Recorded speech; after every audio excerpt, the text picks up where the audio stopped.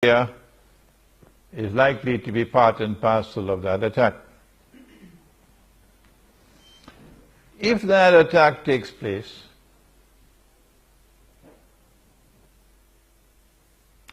will it take place with the consent and blessings of NATO? Or will Turkey and Saudi Arabia be moving out on their own, hoping that NATO will intervene?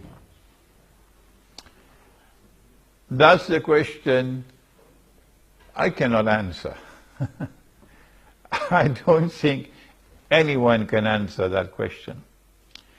And so there are two possibilities. This is the micro-analysis before we proceed with the macro-analysis. There are two possibilities that we can be facing a war which is going to be limited in scope, in which NATO may decide not to intervene, and Turkey and Saudi Arabia will have to fight it out on their own, and they're going to lose that war. Russia will defeat them.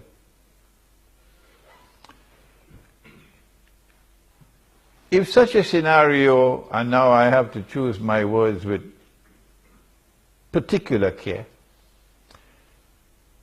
if such a scenario were to emerge, this is the first option, then at the end of such a limited war, the outcome would not be difficult for us to envisage, namely that Iran will be the dominant actor in that entire region, that the Saudi royal family would have to exit from the stage of history, and that most likely ISIS will find a home in Saudi Arabia, in Mecca and Medina. But ISIS is a particularly venomous snake, and it seems to have been created with a particularly major objective of inciting and fomenting Shia-Sunni civil war in the world of Islam. And so an ISIS taking control of Arabia will be the bait, which I hope and I pray that Iran does not bite. Because if Iran were to foolishly bite that bait, and to ever launch an attack on Arabia, then those who created ISIS will get what they wanted, namely Shia-Sunni civil war in the world of Islam, and the major beneficiary will be the state of Israel. I will myself use my voice as powerfully as I can to condemn Iran, if Iran were to ever make such a stupid mistake as to launch an attack on Arabia. The second possibility, and we must move quickly now, is that if Turkey launches an attack on Syria, as we expect soon, then NATO would intervene, because Turkey is a NATO member state and there are legal obligations if a NATO member state is at war. And if NATO intervenes, well, then we're going to have the world war.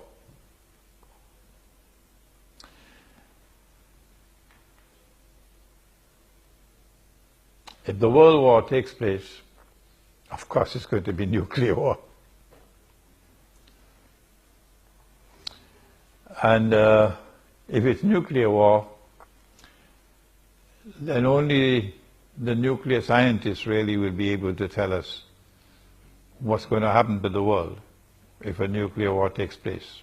But we're hoping that Piero will be able to at least give us some help in understanding what kind of a world will it be if a world war takes place.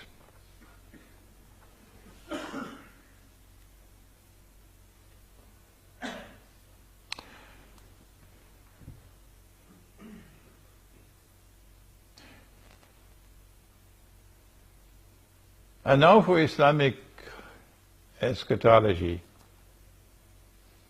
and what it has to say concerning world war. We are familiar with what the Prophet said. Allah's blessings be upon him. It's just that we don't put it into context.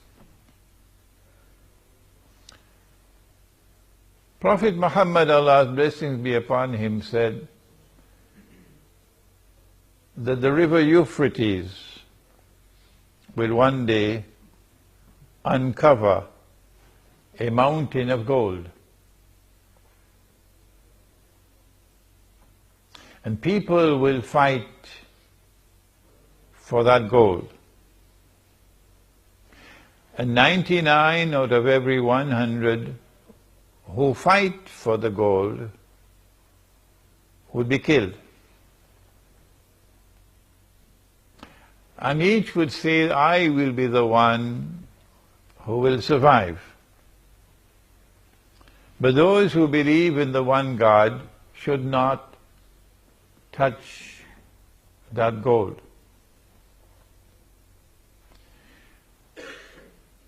We have recognized this to be religious symbolism, and last August in our seminar right here in Geneva, we offered an interpretation that the mountain of gold is not to be understood as a metal, mountain of metal. There are those, of course, who insist on a literal understanding, and hence they're waiting for the mountain of the metal to come out from underneath the river. But we say no, it is religious symbolism.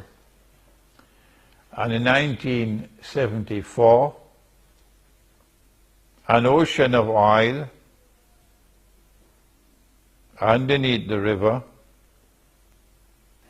began to function as a mountain of gold.